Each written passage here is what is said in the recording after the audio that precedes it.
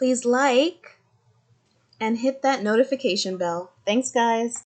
Hey guys, so today is July, Lord, I have to think about it. Today is July 19th, 2021, and it is super hot today. I am off from work, so I'm enjoying myself down at the lake, and I love it. You know I'm a tropics girl, so this is my vibe. Anyway, so I'm actually here today to discuss. Sorry if I'm doing a lot of winking. I should have wore glasses for this. I totally should wear sunglasses. But anyway, we're gonna rock with it. Yeah, I'm here today to inform you guys I have decided to get gastric sleeve surgery. Yes. Um, Today is actually 4 days pre-op before my surgery. I will be going to Mexico to get this gastric sleeve surgery. And, you know, for those of you who've been following the channel for a long while, you'll know that weight loss has been a goal of mine for some time now. I've been working on this for, at this point, I want to say around like 8 months, 9 months. Like it's been a minute, and I haven't had any success with it. So I made the decision to get some expert help because I'm struggling on my own. I will be getting gastric sleeve surgery on July 23rd, 2021. When you guys watch this, it's going to be in the past. Obviously, by then you'll know that I'm fine. Everything went well with surgery, yada yada. But yeah, I just want to kind of explain to you what my mindset was going into this and why I've made this decision. So one of the main components to weight loss is our diet, is the food that we consume. And for me, that has actually been the hardest part of this journey over the past 10 months. I would have my times where I'd be doing good for a week, 2 weeks, 3 weeks. I'd say 3 weeks would probably be the max for me. And then something bad would happen, and then I would drop off. And that's really detrimental when you're trying to actually be consistent and lose weight, because without consistency, you won't see those results. So it was really, really frustrating having to deal with that. Seeing some weight loss of like 5 pounds or something, and then things falling back to where they were, or sometimes, the numbers on the scale going up rather than going down. It was a very frustrating, tormenting journey for me, and after realizing that I really struggle with not only the food that I actually consume, but portion size. That's a huge part of it for me. I decided that, why not do something about it if I can? I was able to save my money and decided that Mexico would be the place for me. Mom, being a typical mom and a worrywart, shout out to you, Mommy, she tried to convince me to have the surgery here in Ontario. And because one of her coworkers' daughters had it here, okay, so I decided to give the local doctors a try too. Okay. So I went to my primary care doctor, my family doctor, and was basically blown off, which really surprised me because my doctor is normally super supportive about everything I've experienced in the past, from depression and anxiety to, I've had a bad car accident in the past, like all sorts of stuff I've experienced. She's always been super supportive, but this time it wasn't clicking. She wasn't getting it. She gave me the runaround saying, oh, you're young, you can lose weight on your own, it's fine, it's not a big deal. Oh, what about your fertility in the future? Which, because a lot of people, when they hear weight loss surgery, they think gastric bypass, which does have some long-term effects on not so much your fertility, but on your ability to absorb vitamins and minerals, which is super crucial when you're pregnant because the baby's already draining the woman's body, the mother's body, of all the vitamins and nutrients that she has. So for somebody who's already at a deficit pre-pregnancy due to something like gastric bypass, pregnancy is just like an added stressor. So I understood where she was coming from in that regard. So I decided that fine, gastric bypass, it's not for me because I would like to have a child in the future. Cool. But at the same time, like, she didn't cast her net wide enough and she didn't really explore options with me. Sorry, guys, I'm sweating up a storm. It's hot out here. It's like 30 degrees Celsius today. And I have the nerve to be wearing a 3/4 sleeve shirt, which I'm burning up like to the max. Anyway, so yeah, back to my doctor. So yeah, she just brushed off my concerns and she wasn't willing to hear what it was I had to say and what my reasoning was for wanting the weight loss surgery. And I found that to be very paternalistic, which I'll define here. Like, that's not okay. I'm an adult. I'm educated. I'm not a little dummy. And even if I was somebody who wasn't educated, at the end of the day, when it concerns your health, you have every right to advocate for your wants and your needs, as a human being. You're an adult, you're not a child. You don't need anybody forcing you to do X, Y, and Z. And there's a difference between, suggesting or guiding and just outright just shutting something down. And I felt totally shut down by her. And I found that to be very hurtful. Um, so after she rejected me, I talked to a few people in some of the online groups I'm a part of, and they suggested that I consult with another doctor. So I went to one of my local walk-in clinics and went to the walk-in clinic, and this doctor, they weren't willing to look into the system because at the end of the day, everything is technologically connected these days. So all he had to do was look in the system, find that requisition form, you know, fill it out, ask me some questions, and he could get me on the wait list. But no. He didn't even want to attempt to do that. He just outright shut me down. Oh no, I can't do that. Da da da da da da da. So, it was like, okay, after being shut down by 2 doctors in Ontario, I was like, okay, so clearly there's no support here.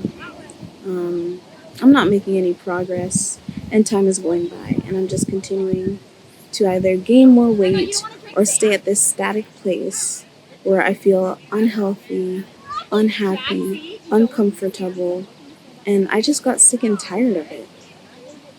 I got sick and tired of it. Because at the end of the day, it's me who lives in this body 24/7. It's me who has to deal with those aches and pains in my knees, in my ankles, in my lower back. And because I had already injured my ankle, you know, um, almost said 10 years. 8 years ago, I broke my ankle on my 20th birthday of all times. I broke my ankle ice skating. And ever since then, it hasn't been 100%. When I walk, my gait, so like my foot turns in when I walk. And that makes exercising a little bit of a challenge, but I try my best to just work with what I've got and do what I have to do.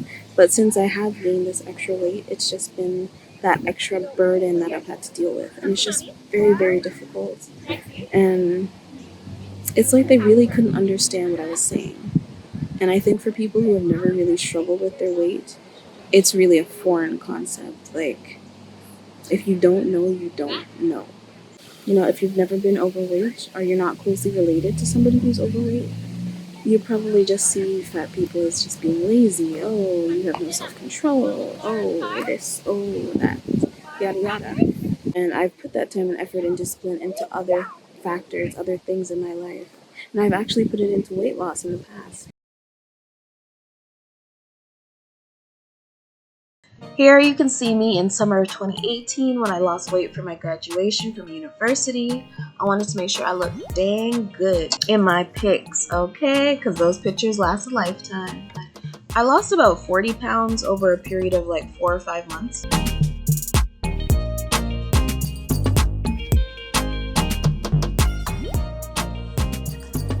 Here you can see me working out with my personal trainer. I had lost most of the weight before I started going to her, but she helped me with toning and tightening up my body. Especially after the car accident that we had, I really needed to increase my strength. But this time, I think due to a combination of age, I'm almost 30, lack of resources right now because the gyms have been closed on and off over the past like year and a half due to COVID. Just feeling isolated from friends and family. not being able to see them, not being able to do fun stuff that I enjoy doing, like traveling, going to the pool to swim, just little stuff that are just now starting to open up 15 or 16 months into this pandemic. And at this point, it's just it was becoming a problem that I felt like I couldn't solve on my own. So I realized that the best thing I could do is reach out for professional help. Hence, the weight loss surgery. So yeah, I'm really happy I made the decision to get Gastric sleeve. Now, I have done my research. I did check out different clinics in Mexico, and I decided on long-term WLS with Dr. Maytorena. Trying to speak my Spanish. But yeah, and he's located in Tijuana, Mexico. The surgery will take place at Oasis of Hope Hospital, and it's a really safe facility, top-tier hospital. Similar to, for my Jamaican followers, similar to Andrews or something like that, a private hospital. It's not a public hospital. So, top of the line equipment and all of that. So I feel very secure.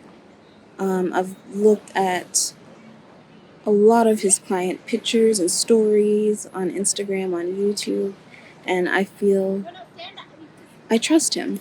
God will be able to guide his hands to lead me into this new stage of my life. And I'm very excited to enter this new stage of my life, to no longer have food addiction as such a burden. Because when I tell you food addiction is real, it is real. Because if you really think about it, it's different than other addictions, like you'd say substance abuse issues like drugs or alcohol. You don't need drugs to live. You don't need alcohol to live. You don't need sex to live.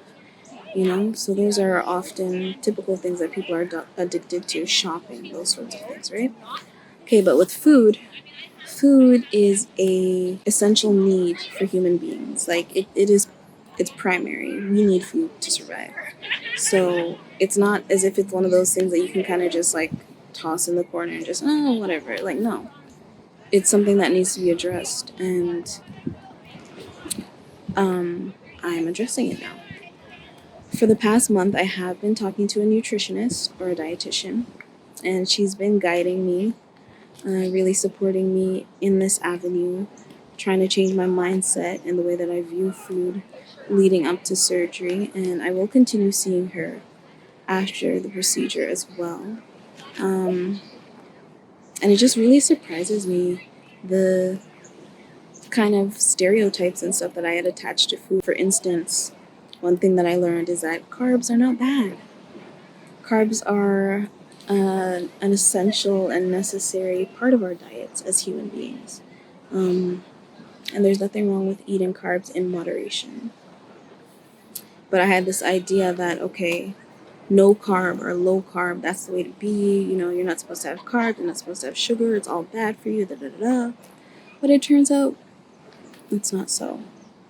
That's not so at all. She's really made a personalized meal plan for me to start working on eating, and I have been trying, and I definitely have my moments where I haven't been sticking to the plan. But I view every day as a new day and a new opportunity to try again. So that is what I do. And right now I'm on the pre-op diet, which involves a lot of protein shakes, a la this one right here. Yeah. So this one is the Atkins vanilla flavored protein shake. It has 15 grams of protein, and I think, is it 3 grams of sugar? 1 gram of sugar, 2 grams of carbohydrates, which is really good. Because you have to do a pre-op diet before the surgery, and they do encourage you to stick to, I'm trying to remember, I should have my papers with me. I'll just insert the voiceover as to the numbers right here. 60 grams of protein, 30 grams or less of carbs, and 64 ounces of water. No limit on the amount of leafy greens. Due to my BMI, I started the pre-op diet 1 week before surgery. So I'm a few days into the pre-op diet.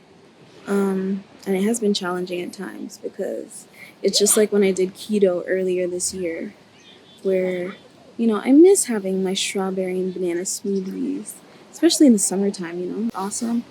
And I miss being able to have like rice and stuff, considering that I just started to understand the benefits of carbohydrates and really appreciate that. But I have had to cut those out again.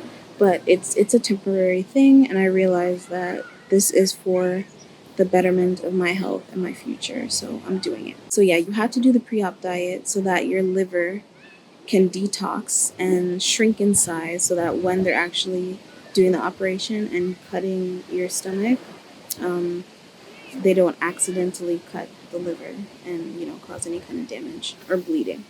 Also taking vitamin D, because that is the one vitamin that my doctor has recommended for me to continue taking while in the pre-op stage. So in case you don't know what gastric Sleeve is, it is a surgical procedure, which is a tool to remove a portion of your stomach.